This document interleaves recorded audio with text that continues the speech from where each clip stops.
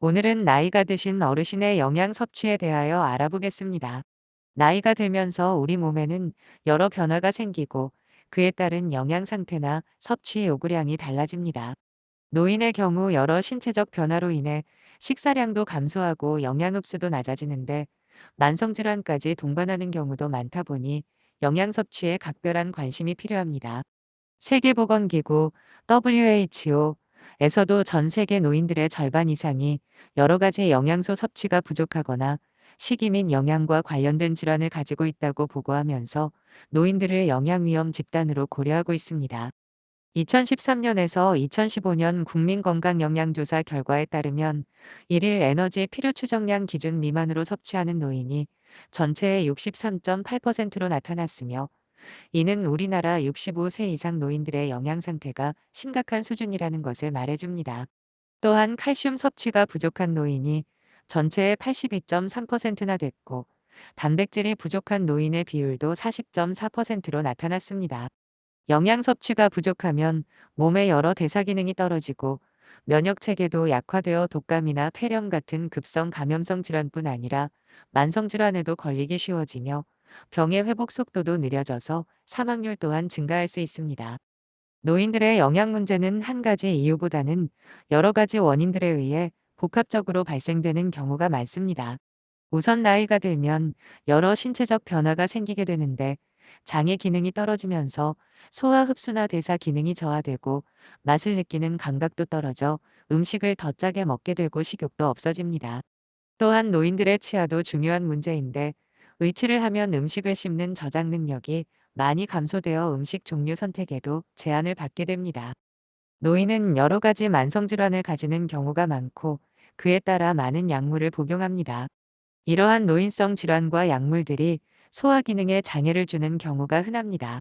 경제적 어려움도 한 원인이 되고, 홀로 거주하는 독거 노인의 경우 혼자 음식을 준비하여 식사를 하면서 제대로 균형 잡힌 식사를 하기 어려워지기 쉽습니다. 노인의 경우 영양이 불량한 상태에서는 건강한 생활이나 동반한 여러 질병을 이겨내기 어렵기 때문에 영양 평가가 매우 중요합니다. 식이섭취 조사는 병원 등을 방문하여 영양사와 함께 개인의 음식 섭취량을 조사하는 것인데, 노인들의 기억력 감퇴 및 가족들과 떨어져 사는 경우가 많아 섭취조사 내용의 정확성이 떨어질 수도 있지만, 이를 근거로 했을 때 영양 권장량의 75% 미만을 섭취할 경우 영양 결핍의 위험성이 있는 것으로 간주합니다. 24시간 회상법. 지난 24시간 동안에 섭취한 식품의 종류와 양을 기억하여 기록. 식사 일기. 일기 형식으로 먹은 것을 매일 기록. 식품 섭취 빈도 조사법. 일정 기간 동안 섭취한 식품의 종류와 빈도를 조사. 그러나 일반적으로 우선 노인의 영양 상태를 알아보기 위해 가장 쉽고도 중요한 평가 방법은 체중을 측정하여 변화를 평가하는 것입니다. 1에서 3개월 동안 기존 체중의 5% 이상, 6개월 동안 10% 이상의 체중 감소가 있을 때는 병원을 방문하여 그 원인을 찾아보아야 하고, 혈액 검사를 하여 빈혈이나 알부민, 콜레스테롤과 같은 영양 관련 지표들을 확인하여 노인의 영양 상태를 파악할 수 있습니다. 그 외 노인의 영양 상태를 스스로 평가할 수 있는 평가 도구는 다음과 같습니다. 실천 방법. 1. 열량. 일반적으로 노인의 경우 젊은 성인보다는 칼로리는 줄이고 영양의 질이 좋은 식사를 하도록 권하고 있습니다. 노인 남성의 경우 하루 2000kcal, 노인 여성의 경우 1600kcal 정도를 섭취하여야 합니다. 2. 단백질. 특히 연령이 증가함에 따라 단백질 섭취의 부족은 근육량의 감소, 면역 기능 저하, 상처 회복의 지연 등을 일으킬 수 있으므로 적절한 열량 섭취와 함께 양질의 단백질 섭취와 운동이 필요합니다. 우리나라 노인의 단백질 권장 섭취량은 하루 남자는 50g, 여자는 45g입니다. 3. 수분. 흔히 간과하기 쉬운 것이 수분 섭취인데, 나이가 들면서 체내 수분 함유량은 감소하고 갈증에 둔감해져 필요한 수분 섭취가 이루어지지 않는 경우가 많습니다. 따라서 노인 남성은 하루 2100ml, 노인 여성은 1700ml 정도의 수분은 섭취해 주어야 합니다. 4. 비타민 B. 또한 위장의 흡수 저하로 비타민 B12 결핍이 있을 수 있는데, 이는 노인 신경계통에 영향을 미치고 엽산의 결핍과 함께 노인 빈혈의 한 원인이 됩니다. 엽산은 신선한 녹색 야채와 브로콜리, 오렌지, 아보카도, 간, 콩류, 정백하지 않은 곡물, 견과류에 많습니다. 5. 칼슘 및 비타민 D. 노인 건강에서 골다공증의 문제는 매우 중요하므로 비타민 D와 칼슘 섭취는 매우 강조되어야 합니다. 노인들의 경우 유제품 섭취가 적은 관계로 칼슘 섭취가 부족한 경우가 많습니다.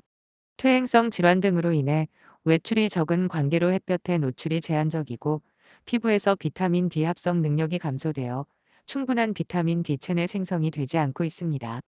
일반적으로 하루 1000에서 1500mg의 칼슘 섭취를 권장하고 있습니다. 비타민 D는 하루 400 IU 섭취를 권장하였으나 최근에 800 IU로 하루 섭취량을 늘릴 것을 지지하는 연구들이 많이 나오고 있습니다.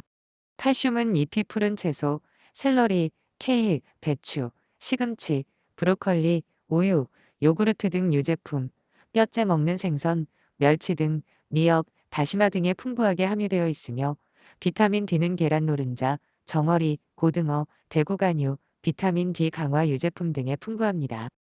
2015년에 보건복지부에서는 한국인 영양소 섭취 기준을 발표하면서 식품 구성자 전거를 제시하였습니다. 식품 구성자 전거에서는 식품을 5군으로 분류하고 매일 섭취해야 하는 권장량을 제시하고 있습니다. 일반적으로 다음과 같은 식단을 구성하여 섭취하는 것이 권장됩니다. 자주 하는 질문. 문. 고혈압이나 당뇨 등 질환이 있는 노인의 식사 관리에 있어서 주의할 점은 무엇입니까? 답. 고혈압이나 당뇨가 있는 경우 저염, 저콜레스테롤 등의 제한된 식사를 권유하는 경우가 흔합니다. 물론 이러한 식이요법은 만성질환을 치료하는 데 매우 중요합니다. 단 잊지 말아야 할 것은 노인에게 이러한 제한식이 오히려 식욕저하를 일으켜 전반적인 영양 결핍을 초래하는 경우도 흔하므로 주의가 필요합니다. 예를 들면 당뇨를 가지고 있는 노인 환자에게 엄격한 칼로리 제한을 한다든지 고혈압 환자에게 심한 저염식을 제공하여 입맛을 떨어뜨리는 경우는 질환을 치료하기에 앞서 노인의 전체 영양 상태에 문제가 생길 수 있습니다.